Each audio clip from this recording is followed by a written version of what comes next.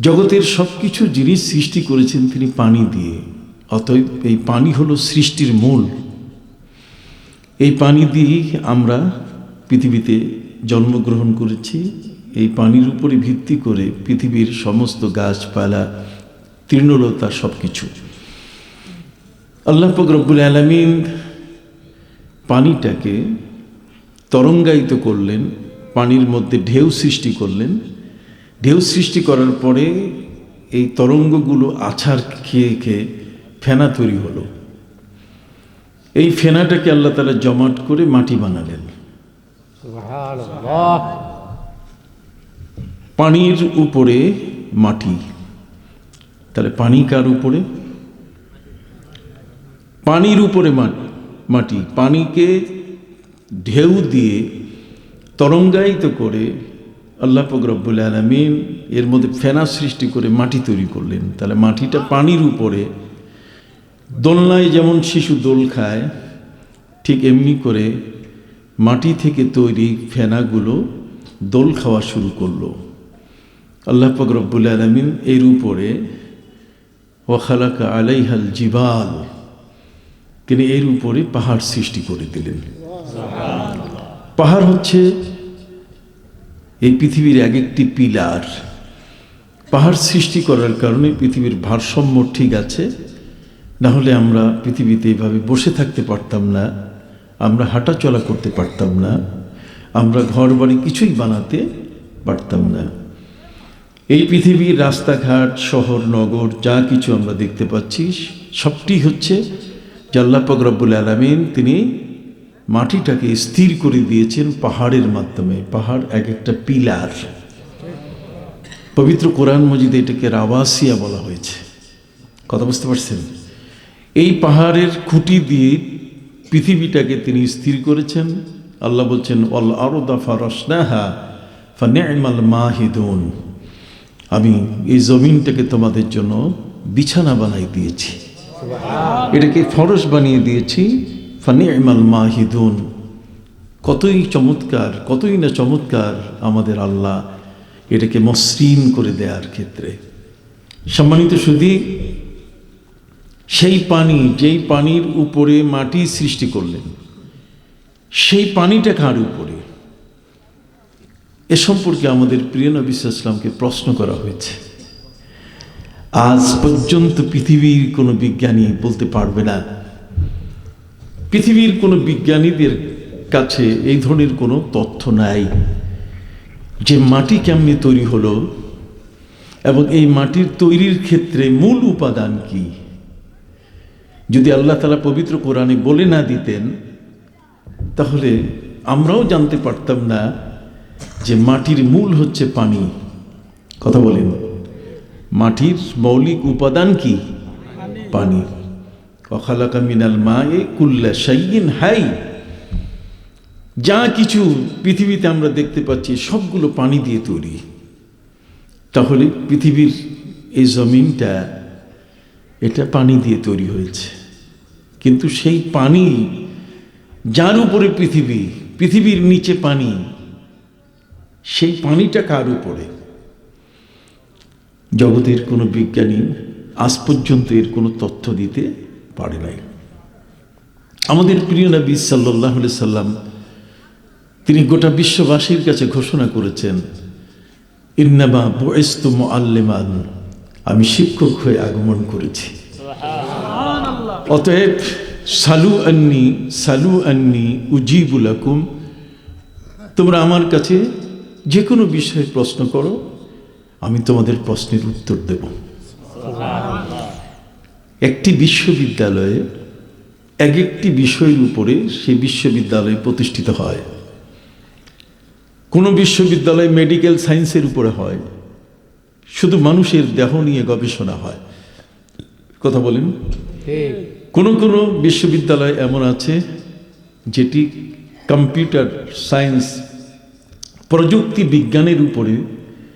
কোনো কোনো ইউনিভার্সিটি এমন আছে শুধুমাত্র কৃষির উপরে সেই বিশ্ববিদ্যালয়। কথা বলেন? ঠিক অনুরূপভাবে ম্যাথমেটিক্সের উপরে পৃথিবীতে বিশ্ববিদ্যালয় আছে।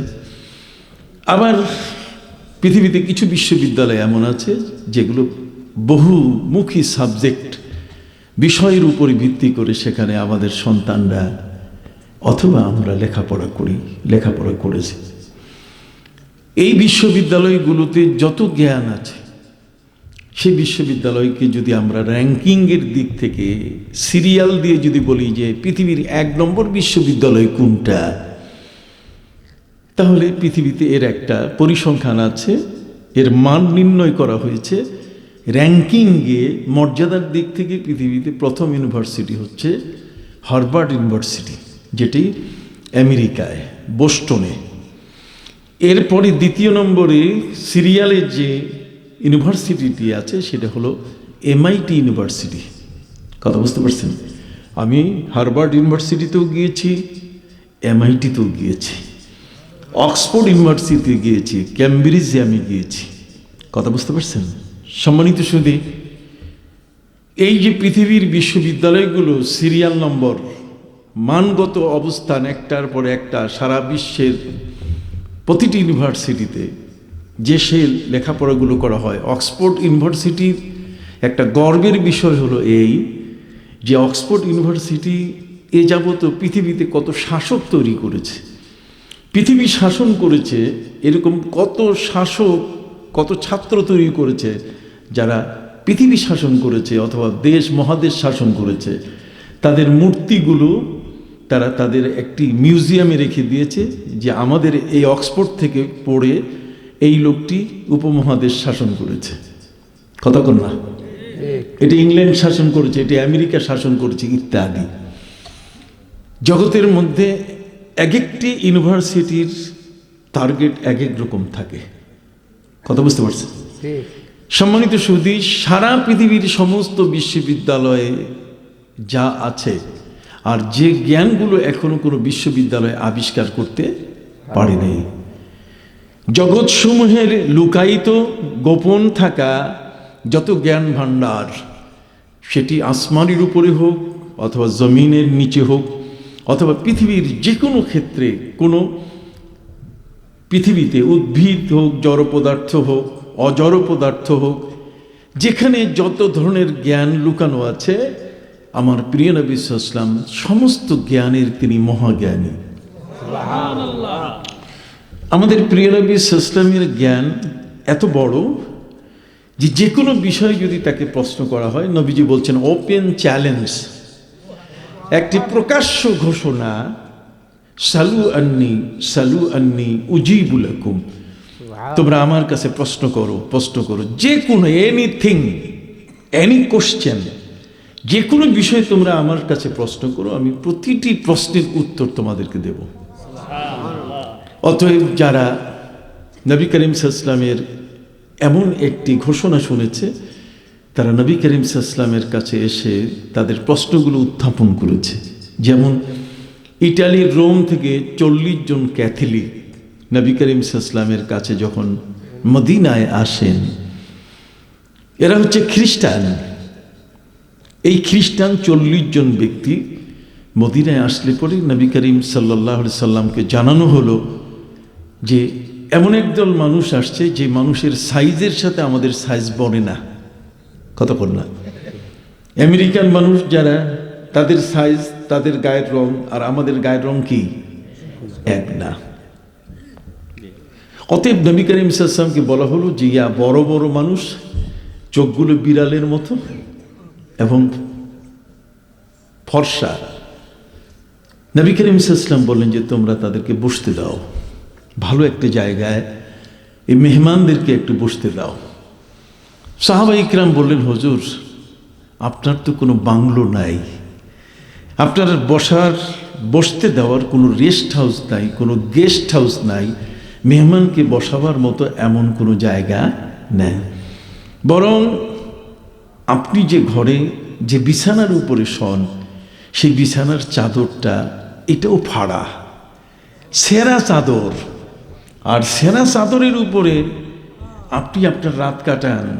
যে কারণে আম্মাজান খাদিজা রাদিয়াল্লাহু তাআলা আনহা যখন আপনাকে বিয়ে করেন, আপনি যখন তাকে বিবাহ করেন, বৈবাহিক জীবন যখন শুরু হয়, তখন আম্মাজান খাদিজা রাদিয়াল্লাহু তাআলাকে আরবের মেয়েরা একটু ক্রিটিসাইজ করেছিল যে খাদিজা, তোমার তো টাকার অভাব নাই, তোমার যে অঢেল সম্পদ, সেই সম্পদে তুমি আরো বড় লোকের কাছে বিয়ে বসতে পারতে, কিন্তু এমন একজনের সাথে বিয়ে বসছো যার বিছানার চাদর কি সেরা।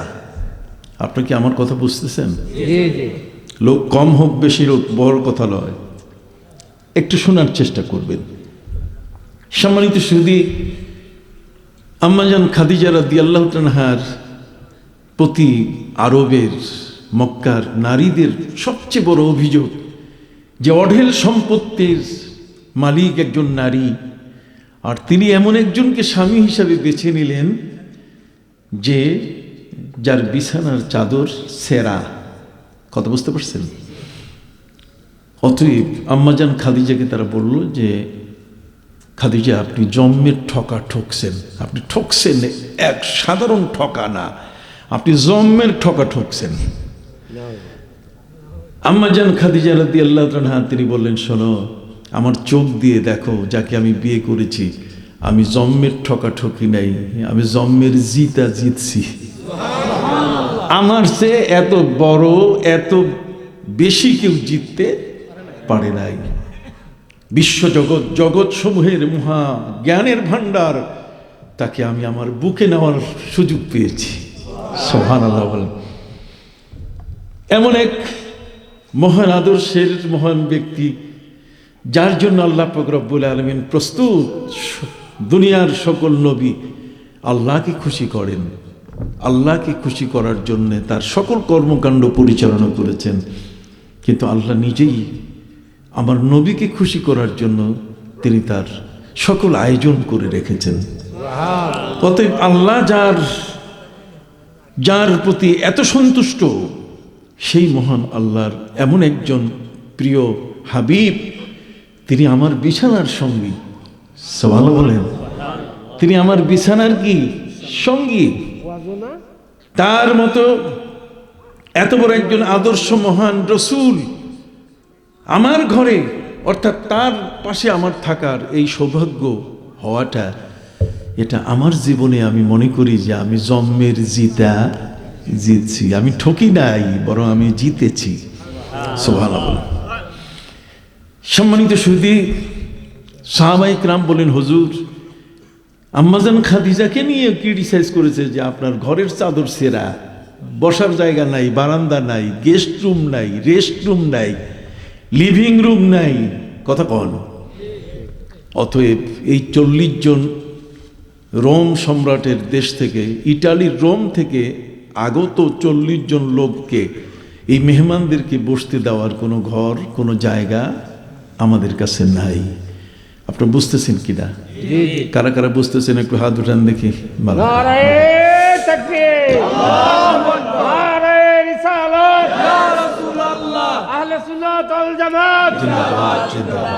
প্রধানমন্ত্রী সাহেবের আগমন, শুভেচ্ছার স্বাগত, এলাকাবাসীর পক্ষ থেকে শুভেচ্ছা, লাল সালাম, শুভেচ্ছা এলাকাবাসীর পক্ষ থেকে। সম্মানিত সুধী, আজকে আপনারা আমরা এখানে বসেছি, আমি কোরআনের দুটো জায়গা থেকে যে আয়াতগুলো পাঠ করেছি, যে আয়াত, আমি তার ব্যাখ্যা দেওয়ার আগে এই ভূমিকা এই কারণে যাচ্ছি যে আপনি আমার নবীকে আগে চিনে নেন, কে তিনি, তার পজিশন, তার মর্যাদা, তার সম্মান, তার শান, তার মান, তার ইজ্জত, তার হুরমত কত বড়। এই বিষয়টা যদি আপনি বুঝতে পারেন, তাহলে তার প্রতি আপনার শ্রদ্ধা বেড়ে যাবে, তার প্রতি আপনার মহব্বত বেড়ে যাবে, ভালোবাসা বেড়ে যাবে। রোমান ক্যাথলিক, ইটালির রোম থেকে 40 জন খ্রিস্টান নবীর দরবারে হাজির। সাহাবায়ে ইকরাম বললেন, হুজুর, কোথায় বসতে দেব? যেহেতু ঘর নেই, অতএব তাদেরকে আমরা খেজুর গাছের ছায়ার নিচে ঘাসের উপরে বসতে দেই। প্রিয় নবী সাল্লাল্লাহু আলাইহি ওয়াসাল্লাম বলেন, না, ওরা হলো মেহমান। মান কানা ইউমিনু বিল্লাহি ওয়াল ইয়াউমিল আখির ফালইউকরিম দায়ফা। আল্লাহ এবং আখিরাতের উপরে যার বিশ্বাস, সে তার মেহমানকে সর্বোচ্চ সম্মান দিবে। অতএব এই 40 জন মানুষকে খেজুর গাছের ছায়ার নিচে ঘাসের উপরে বসাবে, ইজ্জত যাবে। এর চেয়ে ভালো জায়গা দেখো। সুবহানাল্লাহ বলেন। সম্মানিত সুধী, সাহাবায়ে কেরাম বলেন, হুজুর আরেকটি জায়গা, সেটি হলো যে সূর্য যখন ঢলে যায়, পশ্চিম দিকে যখন সূর্যটা নামে, তখন পাহাড়ের গায়ে ছায়া পড়ে। আমরা এই ছায়াটা ঠান্ডা, এই 40 জনকে আমরা সেখানে একটু বসতে দিতে পারি। মাইকের আওয়াজ হচ্ছে না? যারা মাইক ম্যান কই? এ ভাই একটু আওয়াজ। হ্যাঁ, যে ছোট বাচ্চা, এই ছোট বাচ্চা ইয়ে নেই, বড় নেই, কেউ অপারেটর নাই, ও তো বুঝতেছে না। যাক, আপনি শুনতেছেন তো? এখন কি শোনা যায়? আমিও নিজে একটু আসতে বলছি, এই কারণে আমি আজকে খুব গুরুতর অসুস্থ হয়ে পড়ছি। আজকে দুপুরের পর থেকে আমি বেশ অসুস্থ। আমি এসে বিছানায় শুয়ে পড়েছি। কথা বুঝতে পারছেন? তারপরও এই গাউসিয়া সুন্নিয়া দাখিল মাদ্রাসা, আমাদের সুবর্ণিন সাহেব তিনি বারবার যোগাযোগ করেছেন, আমাকেও আল্লাহ তাআলা নিয়ে আসলেন। তো দুটো কথা বলার জন্যই মূলত আসা। 40 জন রোমান ক্যাথলিককে বসাবার জায়গা পাওয়া যাচ্ছে না। মেহমানকে বসালে ভালো জায়গায় বসাতে হবে। অতএব খেজুর গাছের ছায়ার নিচে ঘাসের উপরে বসানো, এতে মান রক্ষা হবে না, সম্মান বাঁচবে না। সাহাবায়ে কেরাম বলেন, হুজুর তাহলে পাহাড়ের পাশে যে ছায়া পড়ে ঠান্ডা, এখানে বসতে দেই। নবী করিম সাল্লাল্লাহু আলাইহি ওয়াসাল্লাম বলেন, ন, এটা হবে না, এর চেয়ে বেটার একটা ভালো জায়গা দেখো, মেহমান বসে যেন খুশি হয়। সুবহানাল্লাহ। সাহাবায়ে কেরাম তাদের একটি আদব ছিল। আমাদের সমাজ থেকে তো আদব উঠে যাচ্ছে। কথা বলেন। ছোট ছোট ছোকরা বাচ্চা বাবা দাদার বয়সী একজন প্রিন্সিপালকে ঘাট ধরে তার চেয়ার থেকে নামিয়ে দিচ্ছে। আমরা এখন কিয়ামতের খুব কাছাকাছি জায়গায় চলে গেছি। এই ছোট ছোট শিশুরা, শিক্ষার্থীরা আমাদেরকে বুঝে না, আমাদেরকে চিনে না। তাদেরকে হাজার পড়াই, তারপর তাদের চোখ উল্টায় ফেলে। নবী করিম সাল্লাল্লাহু আলাইহি ওয়াসাল্লামের সাহাবীদের আদব ছিল, যদি নবী করিম সাল্লাল্লাহু আলাইহি ওয়াসাল্লাম 2 বার কোনো জিনিসকে নাকচ করে দেন, না করে দেন, একবার না করলেন যে খেজুর গাছের ছায়া বসানো যাবে না, আরেকবার না করলেন পাহাড়ের পাশে যে গা ঘেঁষা ছায়া, সেখানেও বসানো যাবে না, তখন সাহাবায়ে কেরাম বলতেন, আল্লাহ এবং তার রসুল ভালো জানেন এই 40 জন মেহমান কোথায় বসবে। সুবহানাল্লাহ। প্রিয় নবী সাল্লাল্লাহু আলাইহি ওয়াসাল্লাম তিনি ওই মুহূর্তে বললেন, বেলাল কোথায়? বেলালকে ডেকে নিয়ে আসো। হযরতে বেলাল লাব্বাইকা ওয়া সাদাইকা বলতে বলতে নবীর দরবারে হাজির।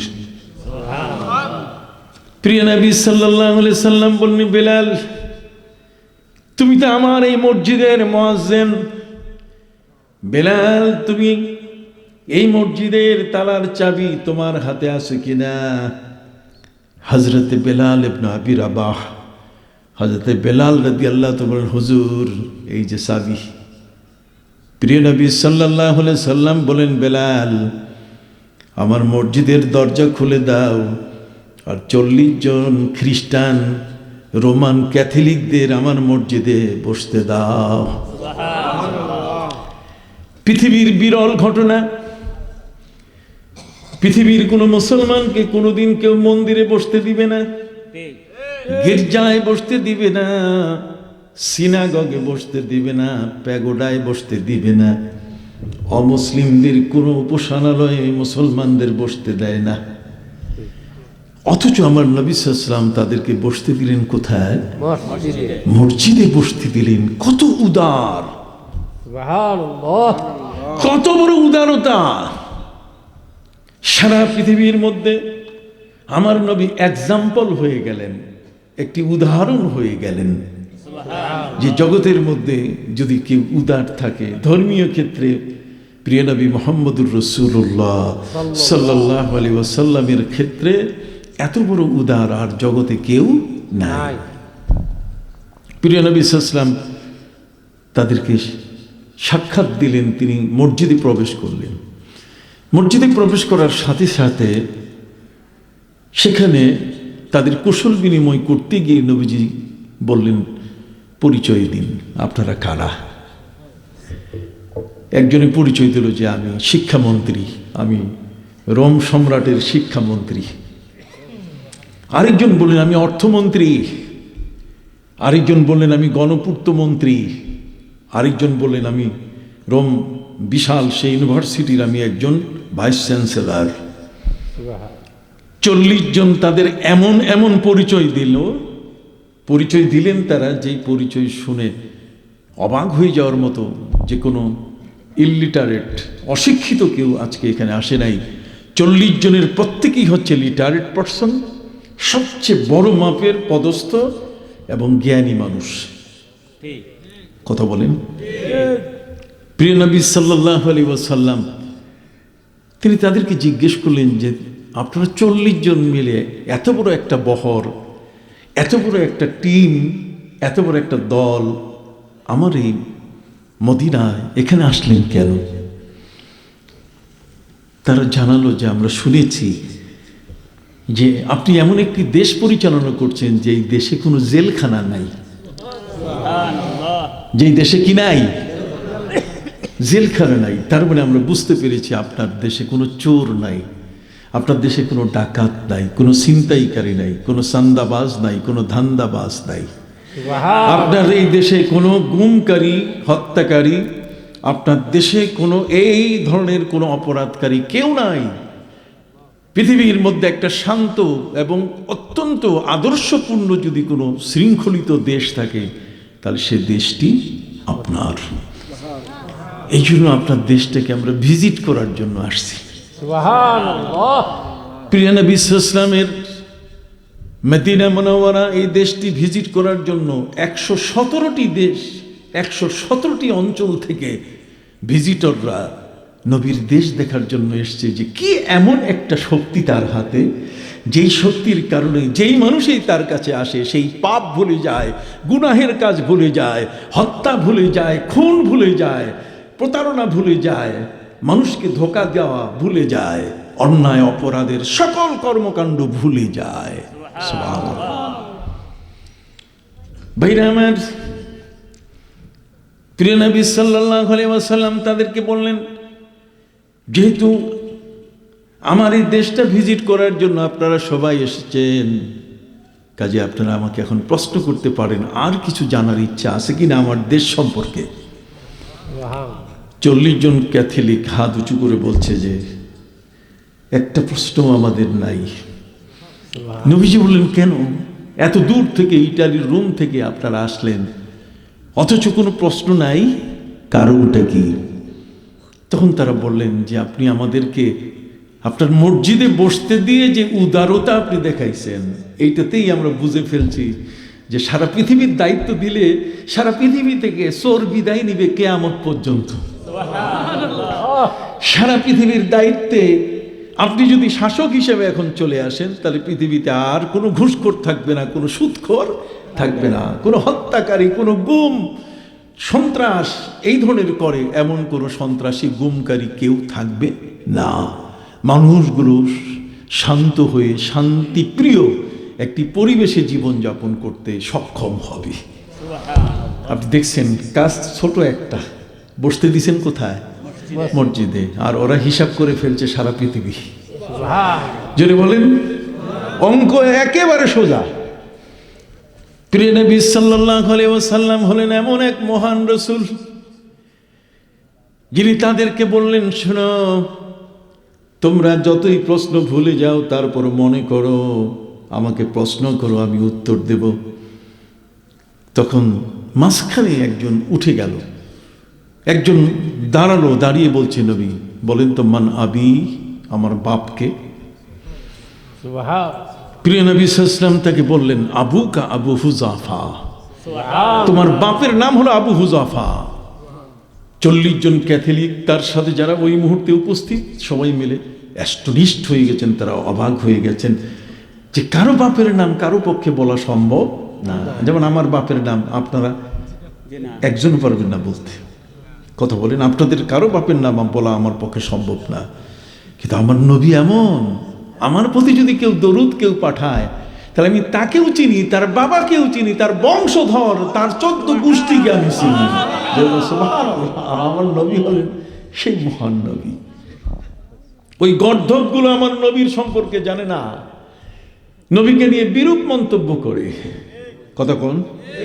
এরা নবীর পরিবারকে নিয়ে বাজে কথা বলে, অথচ সেই মহান নবী যাকে বুকে পাওয়ার, বিছানায় পাওয়ার কারণে আম্মাজান খাদিজাতুল কুবরা বলছেন, আমি জম্মের জিতা জিতছি। সুবহানাল্লাহ বলেন, আমার মতো পৃথিবীতে কেউ জিততে পারে নাই। কথা বুঝতে পারছি? আল্লাহু আকবার।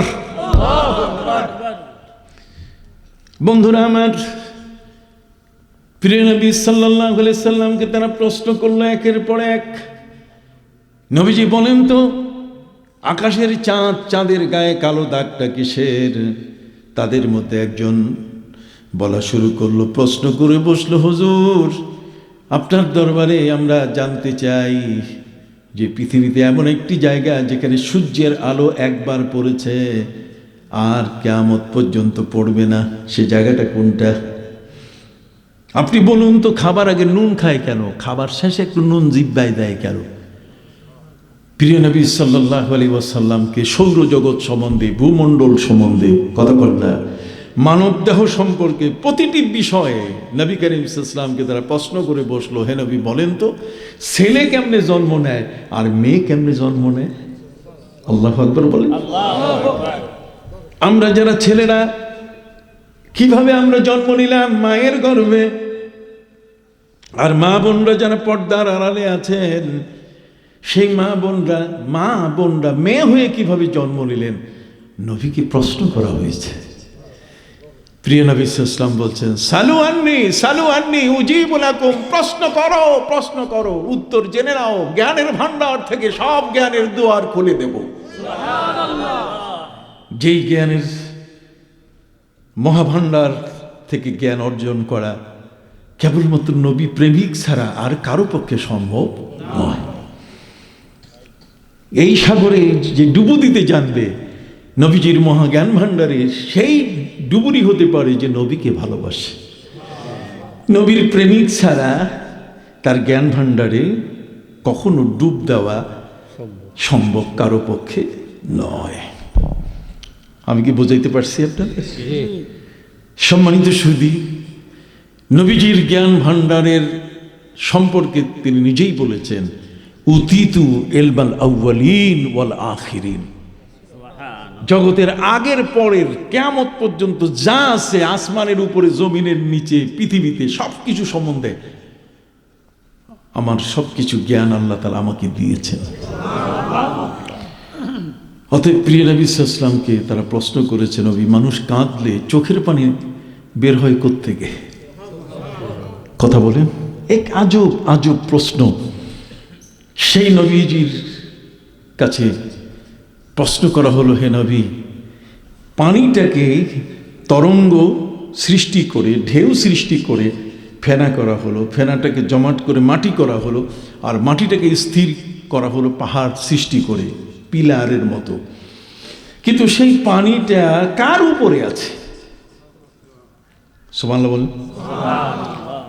আমার প্রিয় নবী সাল্লাল্লাহু আলাইহি ওয়াসাল্লাম তিনি উত্তর দিয়ে দিলেন, মাটির নিচে কি? পানি। আর পানিটাকে আল্লাহ তাআলা রেখে দিয়েছেন গোটা পৃথিবীটা পানির উপরে, আর জগতের সমস্ত পানি হচ্ছে বাতাসের উপরে। কার উপর? বাতাসের। মনে থাকবে? ওয়াজ শুনতে আসছেন তো? আমি তো এইরকম একটা মাদ্রাসার ছাত্র ছিলাম, এই দাখিল মাদ্রাসা, দাখিল আমিও তো পাস করছি, আমারও তো দাখিল সার্টিফিকেট আছে, কিন্তু আমি যা বলবো আরেকজন তো ইউনিভার্সিটি থেকে সেটা বলতে পারবে না।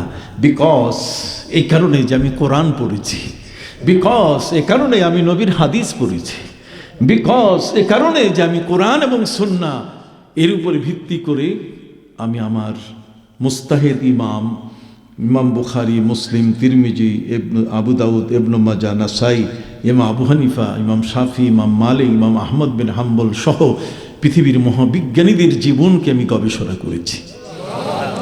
অতএব আমি বঞ্চিত হই নাই, আমি মোল্লার গোষ্ঠী না, আমি ফকিরের বাচ্চা না, আমি মাদ্রাসা পড়ুয়া একজন সম্মানী ব্যক্তি।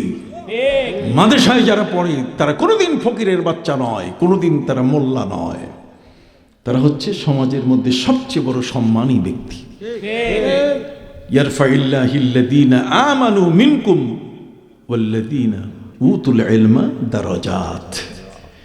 কথা বুঝতে পারছেন? ইয়ারফাইল্লাহিল্লাযীনা আমানু মিনকুম, যারা ঈমানদার তাদের মর্যাদা ঠিক অনুরূপভাবে ওয়াল্লাযীনা উতুল ইলমা দারাজাত, আর যারা আহলে ইলম, যারা কোরআন হাদিসের জ্ঞান নিজের সিনার মধ্যে নিয়েছে।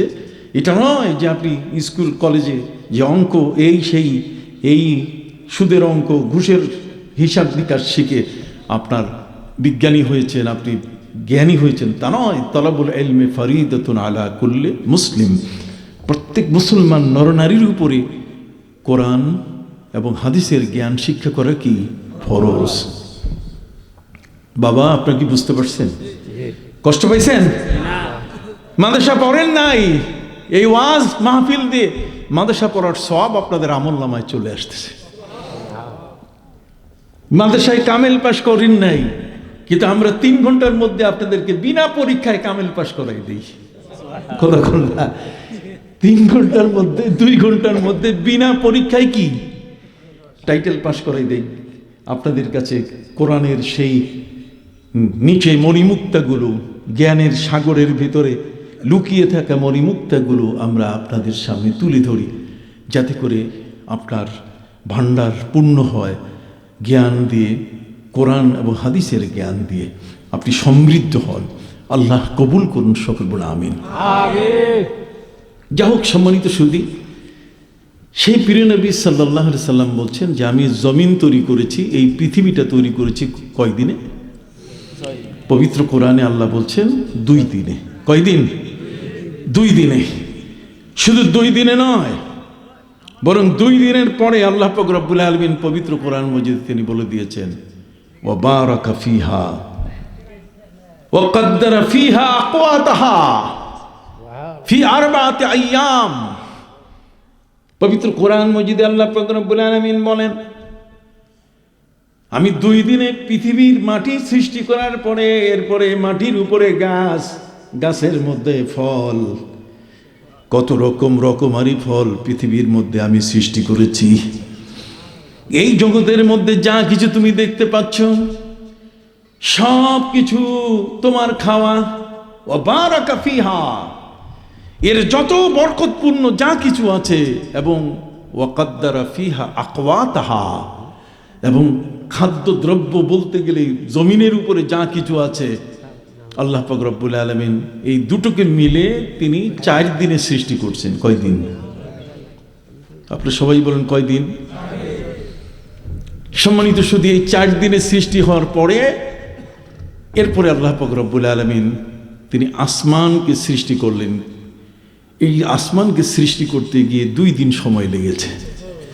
তাহলে 2 দিন জমিন, এই পৃথিবীটা আর পৃথিবীর গাছপালা ইত্যাদি যা আছে এর ভিতরে সব কিছু, আরো 2 দিন, আর আকাশ সৃষ্টি করলেন কয়দিন?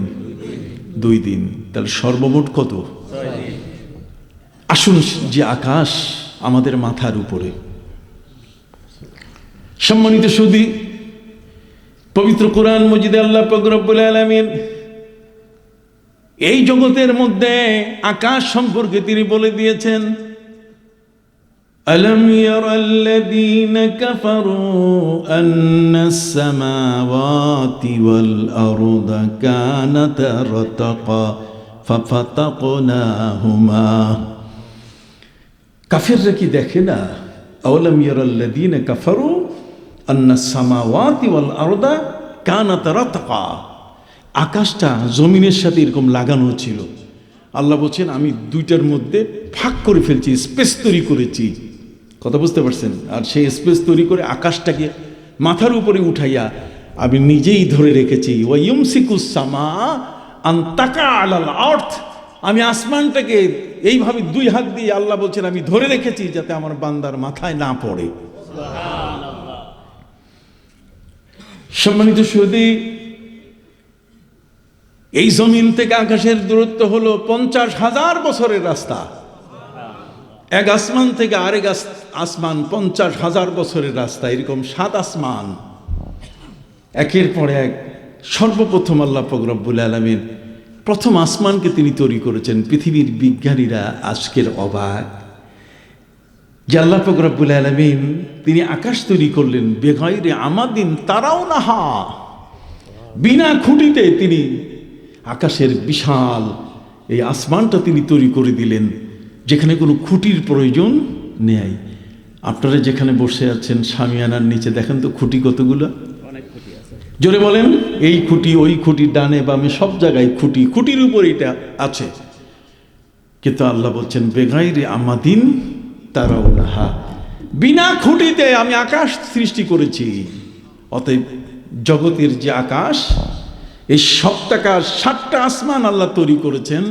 এই 7টি আসমানের মধ্যে প্রথম তৈরি করেছেন এই পৃথিবীর আকাশটাকে, আর এইটার উপর একটা চুম্বকীয় আকর্ষণ দিয়ে দ্বিতীয় আসমান, তারপরে চুম্বকের আকর্ষণ দিয়ে তৃতীয় আসমান, তারপরে চতুর্থ, পঞ্চম, ষষ্ঠ, সপ্তম আকাশ তৈরি করার পরে আল্লাহ তাআলা একটা ঘোষণা দিয়ে দিলেন। সুবহানাল্লাহ। ঘোষণা শোনাবো? জি। পবিত্র কোরআন মজিদে আল্লাহ বলেন ওয়ালাকাদ খালাকনা ফাওকাকুম সাবআ তারাইক ওয়ামা কুন্না আনিল খালকি গাফিলিন। আল্লাহ বলেন তোমাদের মাথার উপরে আমি 7টা আসমান তৈরি করেছি এবং প্রত্যেকটা আসমানের ভিতরে স্পেস শূন্য, এবং সেখানে আমার মাখলুকরা, সেখানে আমার সৃষ্টি মাখলুক বাস করে। সম্মানিত সুধী, যে কারণে প্রথম আসমানে বাবা আদম আছেন, তার চেম্বার আল্লাহ ওখানে দিয়েছেন। কি ভাই, আপনার কি অসুবিধা মনে করতেছেন? আমি একটা অসুস্থ মানুষ কথা বলতেছি, একটু গুরুত্ব সহকারে শোনেন কোন আয়াত পড়ছি, কি কারণে পড়ছি। সম্মানিত সুধী, প্রথম আসমানে আল্লাহ তাআলা চেম্বার দিয়েছেন বাবা আদমকে, দ্বিতীয় আসমানে দিয়েছেন হজরতে ইয়াহিয়া, হজরতে ঈসা আলাইহিস সালামকে, তৃতীয় আসমানে হজরতে সালেহ আলাইহিস সালামকে, চতুর্থ আসমানে হজরতে ইউসুফ আলাইহিস সালামকে, পঞ্চম আসমানে হজরতে হারুন আলাইহিস সালামকে, ষষ্ঠ আসমানে হজরতে মুসা আলাইহিস সালামকে, এবং সপ্তম আসমানে তিনি চেম্বার দিয়েছেন হজরতে নবী ইব্রাহিম আলাইহিস সালামকে। কথা বুঝতে পারছেন? তাহলে একের পরে এক সপ্তাকাশে নবীদের চেম্বার সেখানে আছে। আল্লাহ তাআলা হযরত আজরাইলকে বললেন, আজরাইল নাম শুনছেন? কার নাম? দোস্ত, বন্ধুর নাম, শত্রুর নাম? হচ্ছে আল্লাহর দায়িত্বপ্রাপ্ত একজন ফেরেশতা, যিনি মানুষের জীবনগুলো তার দেহ থেকে বের করে ফেলেন। সবার দেখা হবে তার সাথে। কথা বুঝতে পারছেন? সম্মানিত সুধী, সেই আজরাইল আলাইহিস সালাম যিনি মানুষের জান কবজ করেন, মানুষকে মৃত্যুর কোলে ঢলাই দেন, সেই আজরাইল আলাইহিস সালামকে আল্লাহ তাআলা বলেন, আজরাইল তুমি একটু রেডি হও। হযরত আজরাইল বললেন, আল্লাহ রেডি হব কিসের? কয়েকটা জান কবজ করতে হবে, একজনের রূহটা বাইর করে আনতে হবে। হযরত আজরাইল আলাইহিস সালাম বললেন যে আল্লাহ, রূহ বাইর করতে হবে, এটা তো আমার কাজ, এটা তো আমিই করি। যেহেতু এই কাজটা আমি করি, এর জন্য আবার প্রস্তুতি কিসের? আমার তো এমনি আগের থেকেই সব কিছু রেডি আছে। কথা বল না, যা যন্ত্র যা কিছু আছে। গলাচিপা বুঝেন না? বাংলাদেশে একটা জায়গার নাম আছে গলাচিপা। তো টুটি চিপা যা আছে, যা কিছু করা দরকার সব কিছু আমার রেডি, শুধু ধরবো, জানটা বাইর করে দেব। আল্লাহ বলছেন, না, তোমাকে প্রস্তুতি নিতে বলছি এই কারণে যে এই পৃথিবীর কারো জান কবজ করার জন্য নয়, বরং চৌথা আসমানে আমার একজন বান্দা আছে, তার জান কবজ করতে তোমাকে চৌথা আসমানে যাইতে হবে। কোন আসমানে? চৌথা। চৌথা আসমানে যেতে হবে। হযরত আজরাইল আলাইহিস সালাম বলে যে চৌথা আসমানে গিয়ে জান কবজ করবো, এটা কে, তার কবর হবে কোন জায়গায়, লাশটা আনতে হবে তো। কথা বুঝেন নাই? যদি বিদেশে মারা যায় তো বিমানে করে আনে। অতএব চৌথা আসমানে যদি ওনার মৃত্যু হয়, আমি যদি সেখানে তার মৃত্যু দিয়ে দেই, সেখানে যদি তার জানটা কবজ করি, তাহলে তার লাশটা কোথায় দাফন হবে? আল্লাহ তাআলা বললেন যে তার লাশ চৌথা আসমানেই দাফন হবে। হযরত আজরাইল আলাইহিস সালাম আল্লাহর কাছে জিজ্ঞেস করলেন যে আল্লাহ, কে তিনি? আল্লাহ তাআলা বলেন যে আমার নবী হযরত ইদ্রিস আলাইহিস সালাম। হযরত নবী ইদ্রিস আলাইহিস সালাম চৌথা আসমানে, কথা বলেন, সেখানেই তার কি জান কবজ করে ওখানেই তার কবর দেওয়া হয়েছে। তাহলে এই যে আকাশগুলো একের পরে এক, একের পরে এক সাজানো, এক আকাশ থেকে আরেক আকাশের দূরত্ব কত? 50,000 বছরের রাস্তা। এই 50,000 বছরের রাস্তার দূরত্ব, এটা যতটুকু যে ভাষায় আপনি বুঝেন না কেন, সেই সপ্তাকাশের উপরে হচ্ছে আল্লাহর আরশ। কতক্ষণ না? তাহলে আল্লাহর আরশ কত দূরে? সুবহানাল্লাহ। আমার আল্লাহর প্রশাসনিক ভবন, ওইখান থেকে এই সুপারিনটেন্ডেন্ট সাহেবের যেমন আলাদা রুম আছে, পুরো মাদ্রাসা উনি চালায়, তো আল্লাহ তাআলা তার প্রশাসনিক অবস্থান আরশের উপরে। আর রহমান ও আলাল আরশি ইস্তাওয়া, আল্লাহ আরশে, আরশের উপরে তিনি, সেখান থেকে জগৎসমূহের আলা লাহু আল খালক ওয়াল আমর ফাতাবারাকাল্লাহু রব্বুল আলামিন। আসমান এবং জমিন যা কিছু আছে সমস্ত সৃষ্টিকে তিনি পরিচালনা করতেছেন তার প্রশাসনিক ভবন থেকে। আপনার কথা বুঝতে পারছেন? অতএব সেই প্রশাসনিক ভবন আল্লাহ সুবহানাহু ওয়া তাআলা তিনি এই জগতের মধ্যে যত নবী এবং রসুল পাঠালেন, তার মধ্যে আমাদের প্রিয় নবী সাল্লাল্লাহু আলাইহি ওয়াসাল্লামকে এমন একটা সময় পাঠালেন যে 600 বছরের সন্ত্রাসীরা রেডি হয়ে আছে। 600 বছরের কালো অন্ধকারে আইয়ামে জাহেলিয়তের সেই মূর্খতা নিয়ে পৃথিবীর সবচেয়ে বড় অন্যায় এবং পাপী যারা, তারা অপেক্ষা করছে যে পৃথিবীকে কোনো মতেই তারা শান্তিতে থাকতে দিবে না। বুঝেন না? এখনকার ভাষায় যদি বলি তাহলে মব মব মব ভায়োলেন্স। কথা বুঝতে পারছেন? তার মানে কোনো সম্মান নাই, কোনো ইজ্জত নাই, ছেলে তার মায়ের সাথে জেনা করতেছে, মুরব্বী বলতে গেলে কোনো জ্ঞান নাই, শ্রদ্ধা বলতে গেলে কিছু নাই, জীবন্ত মেয়েদেরকে বাবা মাটিতে পুঁতে ফেলতেছে। পৃথিবীর দশা বড় করুণ। পৃথিবী আইসিইউতে ঢুকে পড়েছে, পৃথিবী এখন মারা যাবে। ওয়াকুনতুম আলা শাফা হুফরাতিম মিনান নার, পৃথিবীর মৃত্যু হয়ে যাবে, পৃথিবী আর বাঁচবে না। পৃথিবীর পাপের ভারে এত কঠিন এক অবস্থার শিকার, এত কঠিন রোগে আক্রান্ত যে পৃথিবী আল্লাহ তাআলা আর রাখবেন। এত পাপী, এই পাপীদের সংখ্যা একদিন নয়, 2 দিন নয়, 600 বছর আইয়ামে জাহিলিয়ত। বিকজ একটি মাত্র কারণ, আর সে কারণটা হলো যে এই 600 বছরের মধ্যে কোনো নবী আল্লাহ তাআলা পাঠান নাই। একজন নবী পাঠানো মানে একটা জাতি, একটা জগৎ হেদায়েতের পথে চলে আসা। সুবহানাল্লাহ বলেন। নবীর প্রয়োজন এত বেশি। আমেরিকায় কোনো নবী আসে নাই, কথা বলেন। ইংল্যান্ডে কোনো নবী আসে নাই, ইউরোপের কোনো দেশে নবী আসে নাই, যে কারণে ওরা জেনা, বেবিচার, অন্যায়, অবিচার, মদ, জুয়া এগুলোর সাথে সবসময় পড়ে আছে। আর যে বেল্টে নবী আসছেন, এই আরব বেল্ট, সে আরব বেল্টের মধ্যে 1,24,000 অথবা 2,24,000 নবী এবং রসুল আসছেন, যে কারণে এই বেল্টে কখনো আর মদ পান করা যায় না। মদ নিষিদ্ধ, ওখানে জেনা প্রকাশ্যে স্পষ্ট। যদি একটা সাবওয়ে, একটা ট্রেনের মধ্যে যদি 10 মিনিটের জন্য কারেন্ট যায়, কত নারী যে ইজ্জত হারাবে তার শেষ নাই। অথচ 1400 বছর ধরে আরাফাতের ময়দানে হজ হচ্ছে, মুজদালেফা এসে রাত্রে সবাই মিলে রাত্র যাপন করে। এই 1400 বছর এত বিশাল লম্বা সময়ের মধ্যে কখনো কি আমরা শুনেছি যে একজন নারীর ইজ্জত নষ্ট করছে কেউ? এটা হালাল জন, ওটা হারাম জন। তার কারণ হচ্ছে নবী এবং রসুল। আজকে আপনারা মাথায় টুপি দিয়েছেন, মুখে দাড়ি, আজকে এই প্রিন্সিপাল সাহেবের মতো, অধ্যক্ষ সাহেবের মতো আলেম ওলামারা আজকে ঘুরছে। কাজে এই সমাজের মধ্যে মদের বোতল নিয়ে হাঁটলে সাথে সাথে তার গলা টিপে ধরা হবে, তাকে ছেড়ে দেওয়া হবে না। এই পরিবেশটা কারা তৈরি করলেন? এই পরিবেশটা তৈরি করতে সুদূর ইয়েমেন থেকে দৌড়ে এসেছেন শাহজালাল ইয়েমেনি রহমতুল্লাহ আলাই, হজরতে শাহ পরান, শাহ কামাল, শাহ মুস্তফা, ছুটে এসেছেন হজরতে খানজান আলী, কতক্ষণ ছুটে এসেছেন বাইজিদ বুস্তামি, ছুটে এসেছেন এই সমস্ত ব্যক্তিরা। রাজাদের দেশে শিরক হয়, মূর্তির পূজা হয়। সেই মূর্তি পূজাকে ধ্বংস করে ইব্রাহিম আলাইহিস সালাম ইসলামকে প্রতিষ্ঠিত করেছেন, কতক্ষণ না।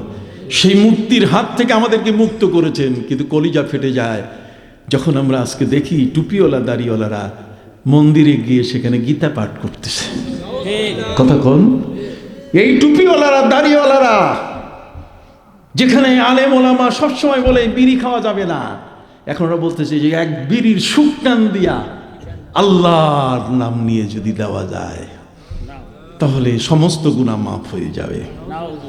কত বড় কুফরি কথা, কত বড় পাপের কথা। আবার কেউ সিনেমার কোনো নায়িকাকে বলছে যে আল্লাহর নাম নিয়ে যদি একবার দেখা যায়। একজন নারীর প্রতি আল্লাহর নাম নিয়ে বেগানা নারীর প্রতি দেখার শরীয়তের কোনো অনুমতি আছে? আপনি কি আমার উপর বেজান নাকি? মহাসত্য কথা বলে যাচ্ছি। এই জন্য আমি সবার কাছে ভালো নই, দরকার নেই। কি বলেন? সত্য সত্যই, কি বলেন? আল্লাহ হক মুররুন, সত্য কথা কিন্তু তিতা মনে হবে।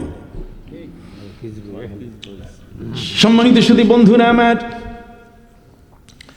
এই জগতের মধ্যে আল্লাহ পাক রব্বুল আলামিন তার প্রিয় নবী সাল্লাল্লাহু আলাইহি ওয়াসাল্লামকে এমন এক সময় জগতের মধ্যে পাঠালেন যে সময়ে নবী জন্ম নিলেন এমন একটি জায়গা যেখানে পবিত্র কাবা, প্রাচীন ইবাদত খানা, কাবা ঘরের পাশে 360টি মূর্তির পূজা। নবী কি মূর্তিকে ঠিক রাখছেন না সরাই দিছেন? হাত উঁচু করে বলেন, মূর্তি কি ঠিক রাখছেন না সরাই দিছেন? মূর্তি ঠিক রাখেন নাই।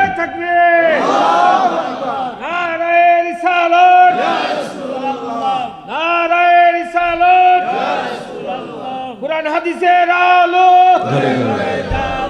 কুরআন হাদিসের আলো। কবি বলেছেন, लाए तशरीफ दुनिया में जब मुस्तफा बुदगिरे सर कबल कुल हु अल्लाह कहा। আমার নবীজি যখনই জন্মগ্রহণ করলেন তখন এই মূর্তিগুলা ভেঙে ভেঙে মুখ থুবড়ে পড়া শুরু করলো।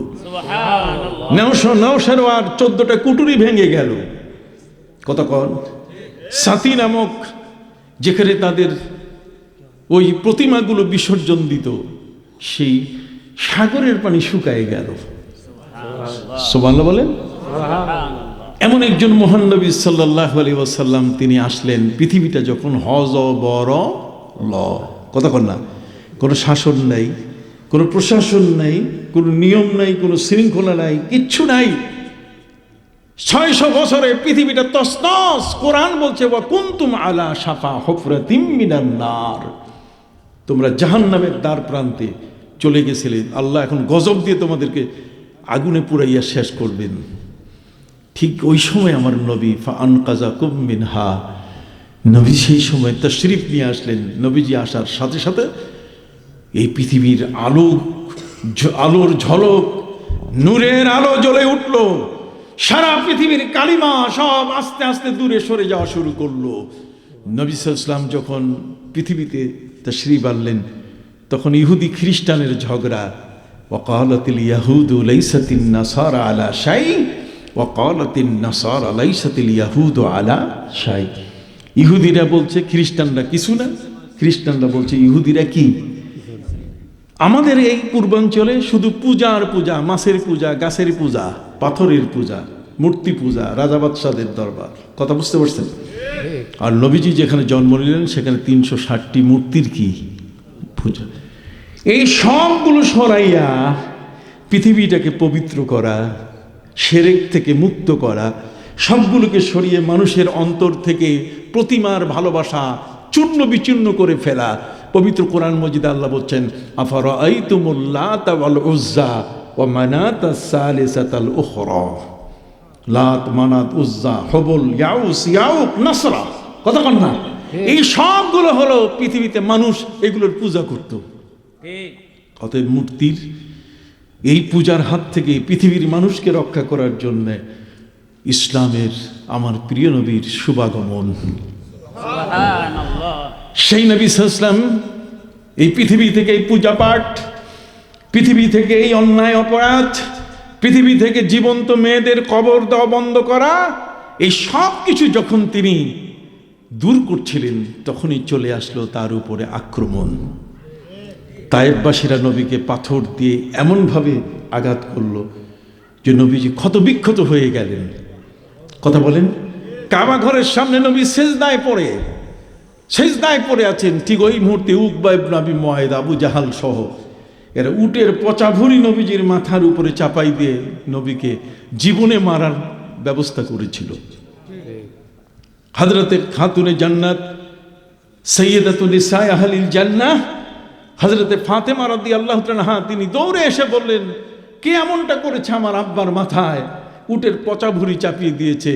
জোর করে ছোট্ট বয়সী মেয়ে ফাতেমা সরাই দিয়ে নবীকে ধরে হু হু করে কাঁদা শুরু করলেন, আব্বা আমি যদি না দেখতাম তাহলে কি হয়ে যেত। নবীজি মেয়ের কান্নার চোখের পানি সহ্য করতে না পারে কাবা ঘরের দিকে হাত আঙ্গুল উত্তোলন করে তিনি বললেন, ইয়া রাব, হে আমার রব, ইন্না আলাইকা আবু জাহল, আপনার কাছে ওয়া আলাইকা আবি জাহল, আবু জাহল আপনার হাতে তুলে দিলাম।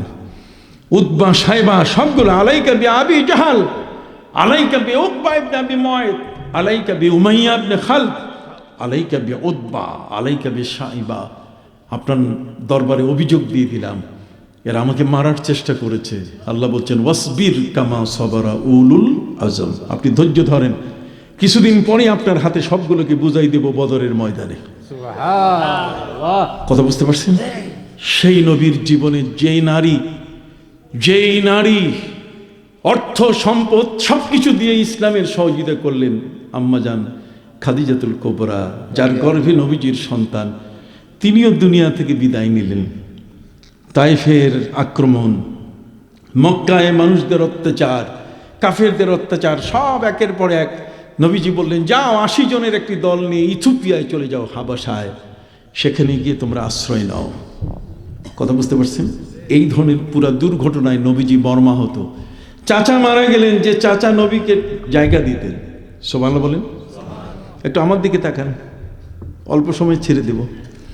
সম্মানিত সুধী, প্রিয় নবী সাল্লাল্লাহু আলাইহি সাল্লাম, তার উপরে আরবরা যখন অত্যাচার করত তখন নবীজি নালিশ করতেন চাচি আম্মা ফাতেমা বিনতে আসাদের কাছে।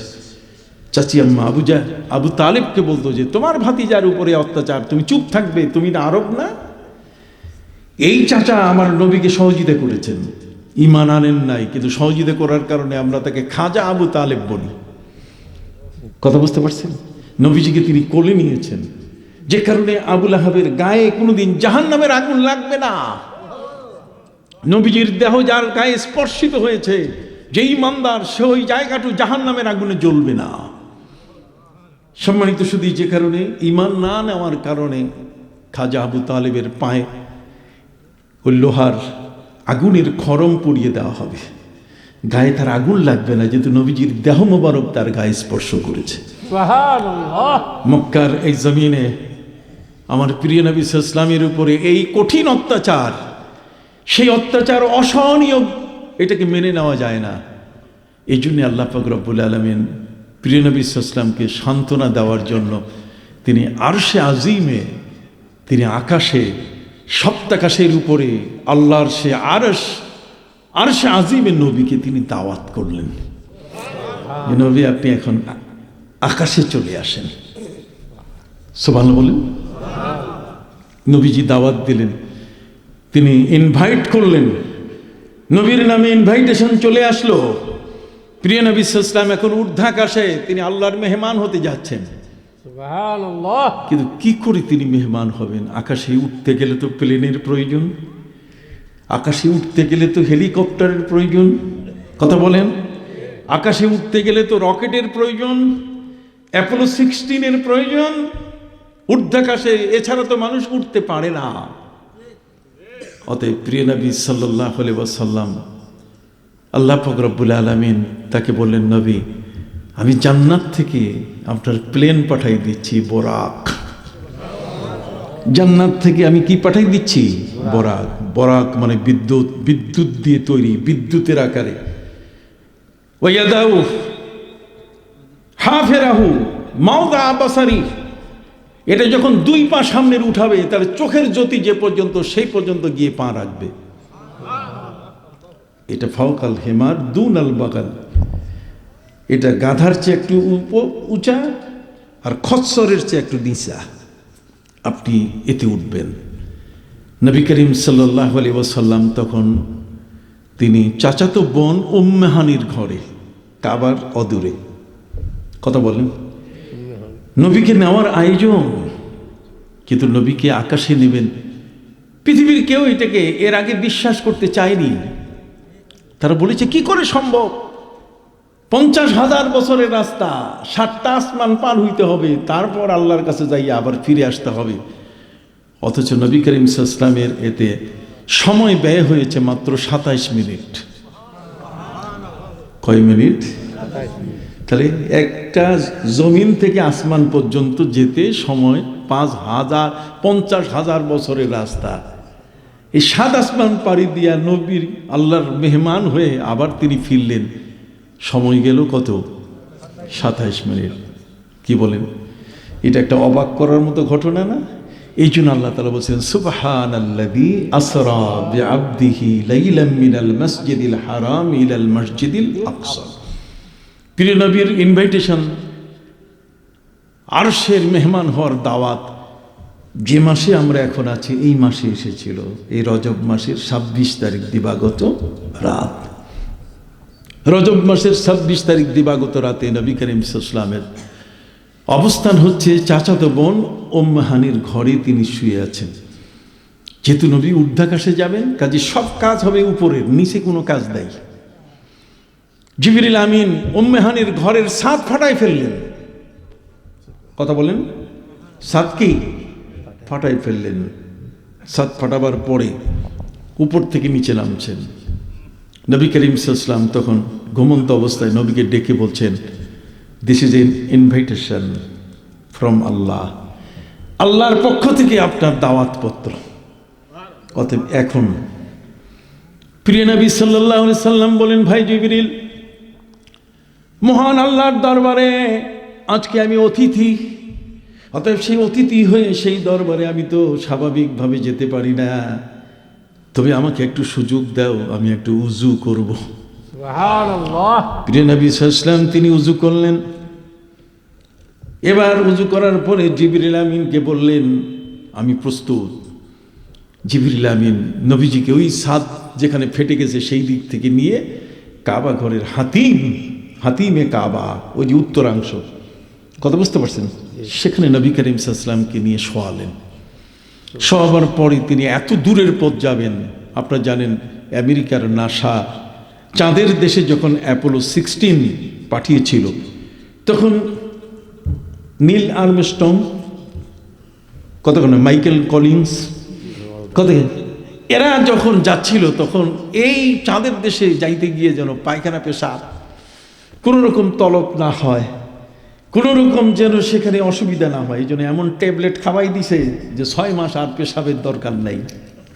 কতক্ষণ 6 মাস আর বাথরুম যাওয়ার দরকার নাই, একেবারে ঠিক মতো খাওয়াই দিচ্ছে। উপরে যে উদ্দেশ্যে পাঠানো হচ্ছে সেই উদ্দেশ্যে, যদি বাথরুমে যাইতেই যদি সময় যায় তাহলে বাকি কাজ করবে কখন? সম্মানিত শুধু পৃথিবীর মানুষের বিজ্ঞান যদি এমন হতে পারে, আল্লাহর বিজ্ঞান এর চেয়ে বড় কিনা? কষ্ট হচ্ছে ভাই না? বিরাট লম্বা জিনিস, আমি আগেই বলেছি, আমার এক মহান নবী তিনি বলছেন এমন কোনো প্রশ্ন নাই যে প্রশ্নের উত্তর আমি দিতে পারি না, প্রত্যেকটা প্রশ্নের উত্তর দেবার ক্ষমতা আমার কাছে কি আছে। সম্মানিত সুধী, নবী করিম সাল্লাল্লাহু আলাইহি ওয়াসাল্লামের ঊর্ধ্বাকাশে ভ্রমণের ক্ষেত্রে আকাশের অনেকগুলো স্তর আছে। এই স্তরগুলো ভেদ করা মানুষের জন্য খুব কঠিন। যেমন আকাশের মধ্যে একটা স্তর আছে, সে স্তরটা হলো কুররায় নারিয়া।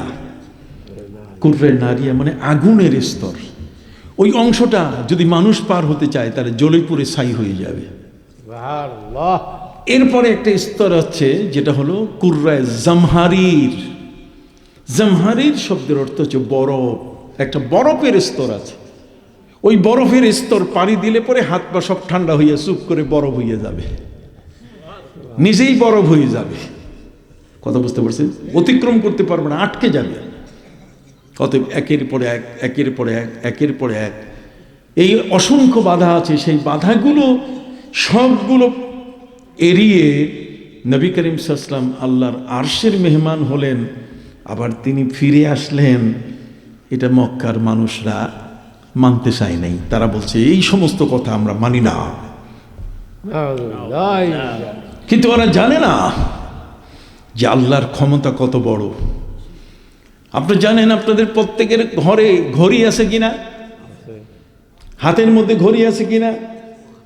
ভাইরা আমার, আপনার ঘরে যদি ঘড়ি থাকে, আর ঘড়ি থাকলে যে ঘড়িটা মিনিটের কাঁটা, ঘন্টার কাঁটা, সেকেন্ডের কাঁটা ঘুরতেছে, এটার শক্তিটা কি? শক্তিটা হলো এর পিছনে ব্যাটারি আছে। পিছনে কি আছে? ব্যাটারি। যদি ব্যাটারিটা খুলে আপনি রেখে দেন তাহলে ঘন্টার কাঁটা, মিনিটের কাঁটা, সেকেন্ডের কাঁটা ঘুরবে না, জায়গা পর্যন্ত থাকবে। আল্লাহ তাআলা তার প্রিয় নবীকে তিনি আরশের মেহমান করছেন। অতএব আরশের মেহমান করতে গিয়ে ট্রাফিক ব্যবস্থাপনা, বিল ক্লিনটন বাংলাদেশে এসেছিলেন, কথা কন না? বিল ক্লিনটন আসছেন বাংলাদেশের। তাকে যখন হোটেল ইন্টারকন্টিনেন্টালে তাকে রাখা হয়, এই পুরা রাস্তা এয়ারপোর্ট থেকে এই পর্যন্ত দুই দিকে সব বাস গাড়ি বন্ধ, রাস্তা ফাঁকা, শুধু তাকেই নেওয়া হয়েছে। সেখানে অন্য কেউ চলতে পারে নাই, কথা কন নাই, রোড ক্রস করতে পারে নাই। সম্মানিত সুধী, আমার নবীকে আল্লাহ নিবেন, এই নবীকে নিতে দিয়ে সব ভেজালগুলো রেখে তারপর আস্তে আস্তে ধৈরে ধৈরা এরপরে নিবেন নাকি? চীনের প্রধানমন্ত্রী, তার নাম ছিল সুয়াল্লাই। নাম কি? আপনি আরেকবার কোন, এটার নাম কি? সুয়াল্লাই। এই সুয়াল্লাই একবার বাংলাদেশে আসছিল, তৎকালীন পাকিস্তান। এই সুয়াল্লাই যখন আসছিল, এয়ারপোর্টে মেয়েরা মাথার চুল বিছাই দিয়ে তার উপরে পা রেখে রেখে সে এসেছিল। নাউজুবিল্লাহি মিন যালিক। এই বাংলাদেশে। সম্মানিত সুধী, তার হোটেল থেকে এয়ারপোর্ট, এয়ারপোর্ট থেকে হোটেল পর্যন্ত কোনো একটা পিঁপড়াও এদিক সেদিক যাইতে পারে না, এক রাস্তা ফাঁকা। তা আল্লাহ তাআলা তার নবীকে আরশের মেহমান বানাবেন, তিনি রাস্তা ফাঁকা করে নেবেন না? ওই যে কুররায় জামহারিয়ের, কুররায় নারিয়া আগুনের স্তর বলেন, আর বরফের স্তর। আগুন হযরত নবী ইব্রাহিমকে জ্বালাইতে পারে নাই, আর আমার নবীর পথ আটকাবে কেমনে? ঠিক। একটু হাত উঁচু করে বলেন না সুবহানাল্লাহ। আমার ভাইরা, হযরত নবী মুসা আলাইহিস সালামের জন্য যদি লোহিত সাগর, নীল দরিয়া যদি মাঝখানে রাস্তা হতে পারে, তাহলে আমার নবীজি আল্লাহর মেহমান হচ্ছেন, আল্লাহ মাঝখানে রাস্তা করে তাকে নিতে পারেন কিনা? এটা অসম্ভব কিছু না। এদিকে নবীদের বিশাল দাবি ছিল। যখনই আল্লাহ তাআলা জগতের দায়িত্ব দিচ্ছিলেন, ওয়াইজ আখাযাল্লাহু মিসাকান নাবিয়্যিনা লামা আতাইতুকুম মিন কিতাবিন ওয়া হিকমা সুম্মা জাআকুম রাসূল, সমস্ত নবী রসুলকে দিয়ে আল্লাহ তাআলা একটা সভা ডাকলেন। সেই সভায় আল্লাহ নবীদেরকে বললেন যে তোমরা তো আমার নবী, কিন্তু আমার একজন রসুল আছেন মুহাম্মদ সাল্লাল্লাহু আলাইহি ওয়াসাল্লাম, উনি যখন চলে আসবেন তখন আর তোমরা কেউ নবী থাকবে না, তোমাদের নবুয়তিও বাতিল, রিসালাতও কি বাতিল। তিনি এখন থেকে রসুল, আর আমার জান্নাত, আমার সাথে এই জগৎ সব কিছু শেষ করে সব জায়গায় তিনি রসুল, তিনি রুহের জগতেও রসুল, তিনি মায়ের গর্ভেও কি রসুল, জন্ম নেওয়ার পর রসুল, রওজা মোবারকেও তিনি রসুল, তিনি কিয়ামতের ময়দানেও কি রসুল, সব জায়গায় তিনি কি, তার পদ পদবি কখনো বাতিল হবে না। তোমাদেরটা বাতিল হয়ে যাবে। বাবার আপনি বুঝতেছেন কিনা? আমার ভয় লাগতেছে, বুঝতেছেন কিনা? এত দূর থেকে আপনারা আমাকে নিয়ে আসলেন, কাজেই সহজ ভাষায় যদি একটু কইতে না পারি।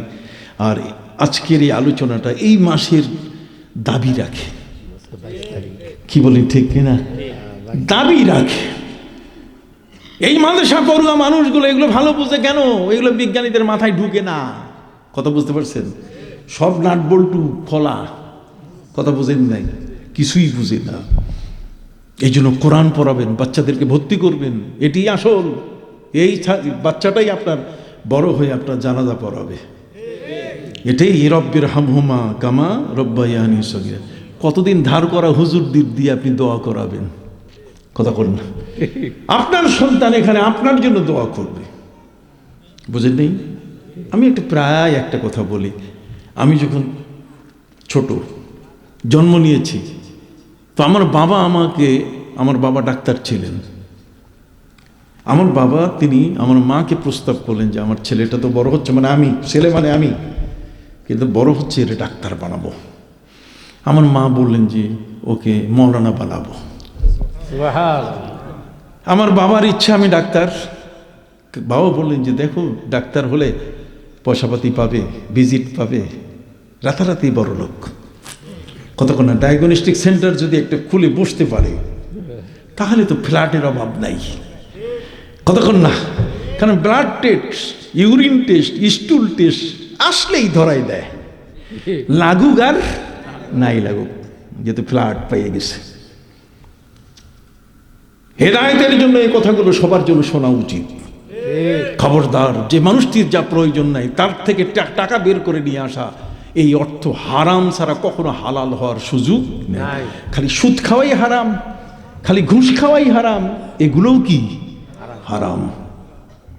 কতক্ষণ মানুষের সেবার জন্য, এই জন্য কবি বলেছেন তসবিহ আর মুসাল্লা দেখে খোদ এলাহি ভুলবেন না, মানব সেবার কুঞ্জি ছাড়া বেহেশতের দুয়ার খুলবে না। মানুষের সেবার জন্য আমার বাবা চেয়েছিলেন আমি একজন কি হব, ডাক্তার, কিন্তু মা চেয়েছেন কি আলেম, সে একজন আলেম হবে, মৌলানা সাহেব হবে। আমার একটু বড় হলাম, আমার বাবা আমার মাকে বললেন যে অবশ্যই আমি তাকে স্কুলে পড়াবো। বাবা আমার জন্য একটা ফুল প্যান্ট ছোট আর একটা টি শার্ট বোঝেন, একটা টি শার্ট নিয়ে এসছে। আমার মা খবর পর সাথে সাথে উনি বাজার থেকে সুন্দর একটা টুপি, একটা পাঞ্জাবি, একটা পায়জামা নিয়ে আসছে। আমার নিজের ইতিহাস আপনাকে আমার মায়ের থেকে আমি শুনেছি। আমার বাবা মা দুইজনের মধ্যে বিষয়টা নিয়ে একটু এলোমেলো অবস্থা, ঝগড়া করছে আমার মা, তা কিন্তু না, আপনার আমার মাকে দোষারোপ করেন না। আমার মা 108 বছর বয়সে তিনি ইন্তেকাল করেছেন। আজকের জানুয়ারি মাসের কয় তারিখ? 11 তারিখ। জানুয়ারি মাসের 14 তারিখ আমার মা দুনিয়া থেকে বিদায় নিয়েছেন। আমি তখন মাহফিল করছি, এইভাবে ওয়াজ করতেছি একটা মাদ্রাসায়। আমার মায়ের আশা সে একজন আলেম হবে। আমি হোমনার একটি জায়গায় এইভাবে মাহফিলে ওয়াজ করতেছি, কেউ আমাকে শোনাইতেছে না যে আমার মা সন্ধ্যা 7টায় ইন্তেকাল করেছেন, অথচ আমি 10টা পর্যন্ত সেখানে। বাসা থেকে বারবার ফোন করতেছে যে তাকে দেন তাড়াতাড়ি, তার মা ইন্তেকাল করছে। কিন্তু মাহফিলওয়ালারা এমন, আমার কাছ থেকে ওয়াজ আদায় করতে যা লাগে, কথা বোঝেন নেই, একটু রহম দিল হয় নাই, যে অন্তত বলা উচিত তার মা। মানুষের কতগুলো মানবিক বিষয় আছে কিনা? আমার ওয়াজ শেষ হয়ে গেল 10টায়। ওয়াজ শেষ হওয়ার সাথে সাথে আমাকে জানালো যে আপনার মা তো দুনিয়ায় নাই। আমি আর খাইলাম না, সাথে সাথে ড্রাইভারকে বললাম গাড়ি নিয়ে চলো। ওরা সবাই অপেক্ষা করছে কমলাপুর স্টেশনে, আমার সব আত্মীয় স্বজন ঢাকার যারা, এতগুলো মানুষ একসাথে যাব কিভাবে? ওই সময়ে এই যে আপনার রাস্তার মধ্যে পারাপার, ওই সময় ওই যে যেহেতু হোমনাতে তখন গোমতী নদীর উপরে একটা ব্রিজ আর মেঘনার উপরে একটা ব্রিজ, এতে এত জাম লাগে যেটা বলার মতো না। শেষ পর্যন্ত দেখলাম যে আল্লাহ তাআলা আমার মায়ের উসিলায় কেমন করে জানি জামটা এমনভাবে খুলে দিলেন যে আমি ট্রেন ছাড়ার 5 মিনিট আগে কমলাপুর স্টেশনে পৌঁছে গেলাম। সুবহান। এরপর আমার মাকে 14 তারিখ উনি ইন্তেকাল করেছেন, 15 তারিখে আমি তাকে দাফন করি। এই জন্য সাহেব কেবলার বাড়িতে সবসময় আমি 15 তারিখে হাজির হতাম, কিন্তু আমি তাদেরকে বুঝাই বলছি যে এই দিন আমি আমার মায়ের ইসালে সাফ করি, এই জন্য আমি আর আসতে পারবো না। কথা বুঝেন নাই? তা আমার বাবা আমাকে পড়াবেন স্কুলে আর মা পড়াবেন কি শেষ পর্যন্ত আমার মা বললেন যে তোমার বাবার সাথে আমি কি পারি, আমার তো একটা আদব আছে। আমি তোমার বাবার পায়ে ধরে বললাম যে আমার ছেলেটা আপনারও জানাজা পড়বে, আমারও জানাজা পড়বে, অতএব সেই জানাজার খাতিরে এই ছেলেটাকে আপনি মাদ্রাসা পড়াবার একটু ব্যবস্থা করে দেন, আপনি অনুমতি দেন। আমার বাবা রাজি হলেন, আর সে রাজি হওয়ার পর থেকে আমি মাদ্রাসায় পড়া শুরু করলাম। মাদ্রাসায় পড়তে গিয়ে এই যে দাখিল পাশ করলাম, আলিম পাশ করলাম, ফাজিল পাশ করলাম, কামিল পাশ করলাম, কামিল হাদিস, এরপর মেট্রিক পাশ করলাম, ডিগ্রি পাশ করলাম, ইউনিভার্সিটি পাশ করলাম, কতক্ষণ না, এরপরে এমফিল করলাম, পিএইচডি করলাম, কওমি পড়লাম, এই সবগুলো একের পর যা আছে পড়লাম। পড়তে পড়তে এমন যে আজকে আপনাদের মতো অথবা লক্ষ হাজার মানুষের সামনে আজকে সেই মায়ের দোয়া বসে বসে কথা বলছি, সব আমার মা পাচ্ছেন কিনা অবশ্যই জোরে বলেন।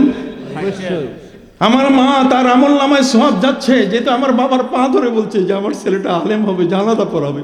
সত্যি আমি মায়ের জানাজা আমি পড়াইছি, আমার বাপের জানাজা আমি পড়াইছি। কথা বুঝেন নাই? তো যে সন্তান বাপের জানাজা মায়ের জানাজা পড়াতে পারে সেই সন্তান আমাদের দরকার আছে কিনা?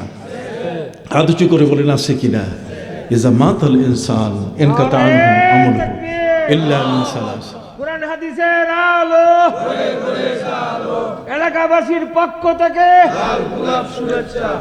সম্মানিত সুধী, আপনি কি বিরক্ত হলেন? এই অংশটুকু যদি আপনি আপনার শোনা থেকে বাদ দেন আমার কোনো আপত্তি নাই। কথা বুঝতে পারছেন? আপনার শ্রবণ থেকে যদি অতটুকু অংশ বাদ দেন আমার কোনো আপত্তি নাই। এই জন্যই আজকে পবিত্র মেরাজ শরীফের কথা বলছি। সম্মানিত সুধী, সব জিনিস সবাই বিশ্বাস করতে পারে না। পৃথিবীটা বিশ্বাসের উপরে চলে, ঠিক কিনা?